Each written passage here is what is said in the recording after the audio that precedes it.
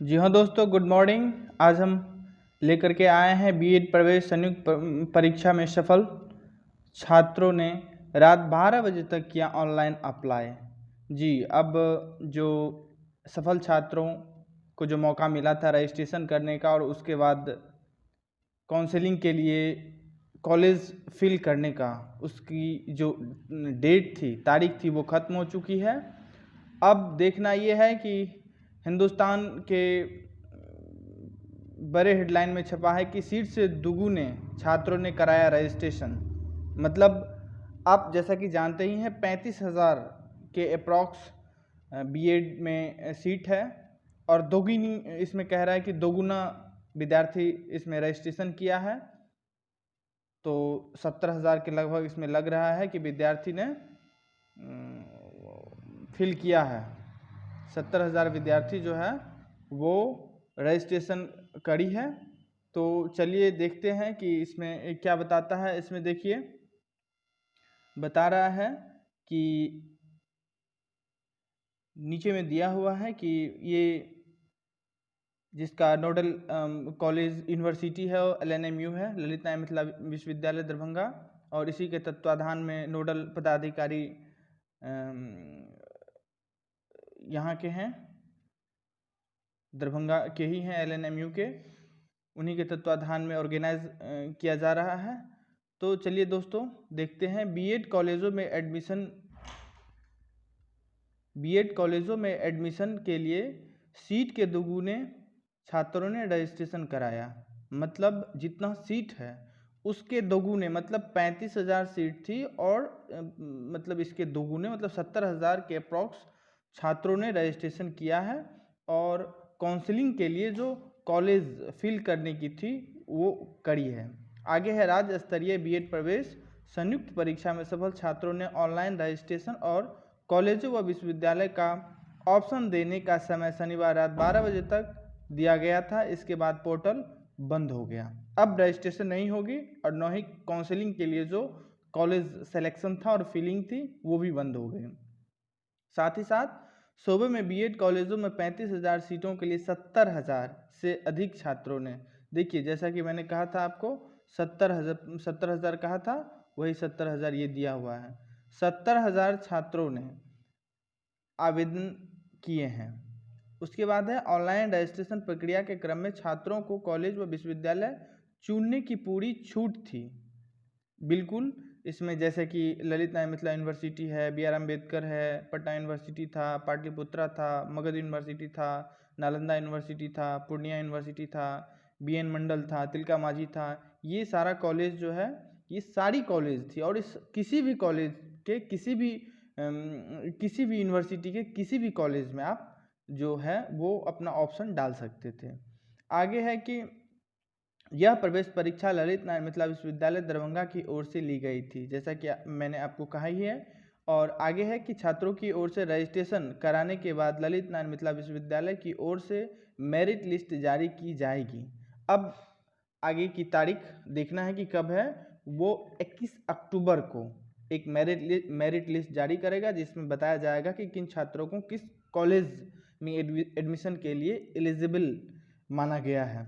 आगे है कि 35,000 छात्रों की पहली सूची होगी।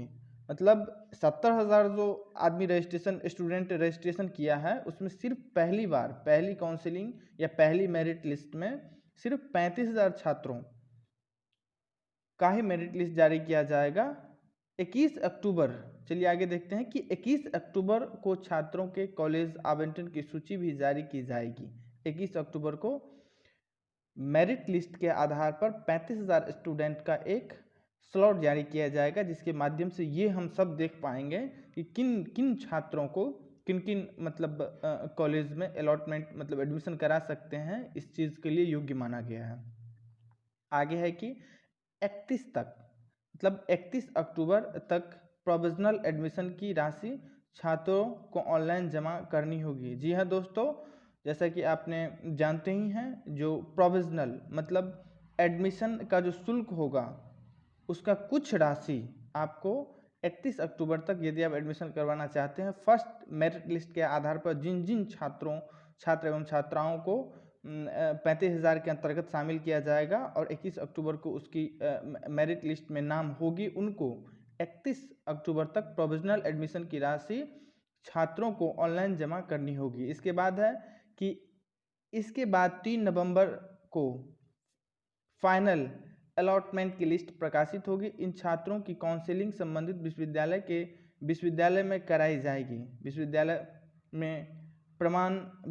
में प्रमाण पत्रों की जांच के बाद छात्र को आवंटित कॉलेज में जाकर एडमिशन कराना होगा। इसके लिए सभी विश्वविद्यालय में 5-5 काउंटर बनाए जाएंगे। जी हाँ दोस्तों, पहले आपका जो सर्टिफिकेट होगी उसका वेरिफिकेशन होगा। उसके बाद फिर आपको वेरिफिकेशन होने के बाद आप जिस यूनिवर्सिटी के अंतर्गत जिस कॉलेज में अपना एडमिशन करवाना चाहें और उसमें आपका मेरिट लिस्ट के आधार पर नाम भी आया हो तो फिर जाके आप वहाँ एडमिशन ले सकते हैं। आगे है, चलिए देखते हैं कि एडमिशन होने की हर दिन की रिपोर्ट ललित नारायण मिथिला यूनिवर्सिटी को देनी होगी।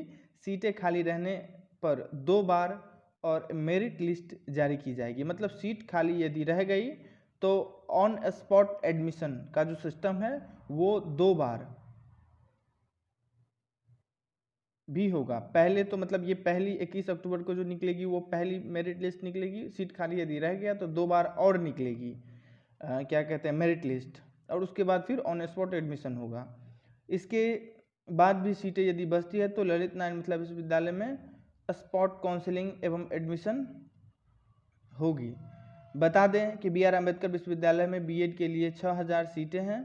ये सीटें विश्वविद्यालय में आने वाले मुजफ्फरपुर के अलावा पूर्णिया व पश्चिमी चंपारण, सीतामढ़ी, वैशाली जिले के 55 कॉलेजों में हैं। इसके पहले 2 बार सीटें खाली रह जाने की स्थिति में इस बार छात्रों को कॉलेज चुनने का पूरा मौका दिया गया है। जी हाँ दोस्तों, पिछली बार ऐसा देखा गया था कि कॉलेज जो है वो 30 से 40% कॉलेज पूरे मतलब बिहार में खाली रह गई थी, जिसके वजह से ऐसा निर्णय लिया गया है कि अब ऐसी कोई स्थिति न आए जिससे लोगों को मतलब एडमिशन भी ना हो और कॉलेज की सीट भी खाली रह जाए। इस बार पूरी शिद्दत के साथ इस चीज़ पे काम किया जा रहा है कि यदि छात्र चाहे एडमिशन लेना तो उन्हें एडमिशन भी हो जाए और सीट भी यूनिवर्सिटी की खाली न रहे। आगे चलिए, फीस की कुछ बातें हैं जो बस मैं थोड़ी सी आपको अपडेट दे दूं। पहले जो पटना हाई कोर्ट के माध्यम से ये आदेश जारी किया गया था कि 1.5 लाख रुपया बीएड फी होगा, पर कुछ दिन पहले ललित नारायण मिथिला विश्वविद्यालय के द्वारा नोडल जो यूनिवर्सिटी होती है उसके माध्यम से ही निर्णय लिया जाता है और उसके माध्यम से 1,15,000 रुपया कर दी गई थी। पर कॉलेज जो बीएड कॉलेज है इसका जो एक अपना यूनियन है उसके माध्यम से हाई कोर्ट में एक रिट दायर की गई जिसमें कहा गया है कि ये तो विश्वविद्यालय के द्वारा हाई कोर्ट की आदेश की अवमानना है और इसका सुनवाई किया गया, जिसमें फिर निकल के आया कि चलो फिर ठीक है 1.5 लाख रुपया मतलब अवमानना न किया जाए, जिसकी वजह से 1.5 लाख रुपया कर दिया गया। पर फिर कोरोना के वजह से छात्रों को जब आर्थिक तंगी और पैसा न जमा कर पाने की समस्या आई तो छात्र संघ के माध्यम से फिर विश्वविद्यालय प्रशासन पर दबाव बनाया गया, जिसके माध्यम से विश्वविद्यालय ने फिर इस चीज़ को स्वीकार कर लिया कि चलो ठीक है 1,15,000 रुपया में बीएड का फी होगा। पर फिर इसके बाद यूनिवर्सिटी के अंतर्गत जो जितने भी कॉलेज हैं और उस कॉलेज का एक जो अपना यूनियन है बीएड कॉलेज यूनियन, उन्होंने फिर गया हाई कोर्ट के पास और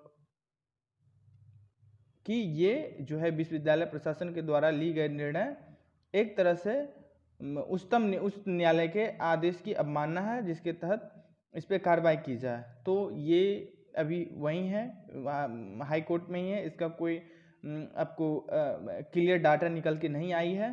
पर हाँ, जब कुछ नई चीज़ आएगी तो मैं आपको ज़रूर बताऊंगा। बस आगे पर हाँ एक चीज़ है कि ये आप और कुछ नया जानकारी लेना चाहते हैं तो मेरे चैनल को सब्सक्राइब कर लें, लाइक कर लें, शेयर करें, बेल आइकन दबा लें और मैं आपको सारा का सारा बीएड एडमिशन से संबंधित सारा अपडेट देता रहूँगा।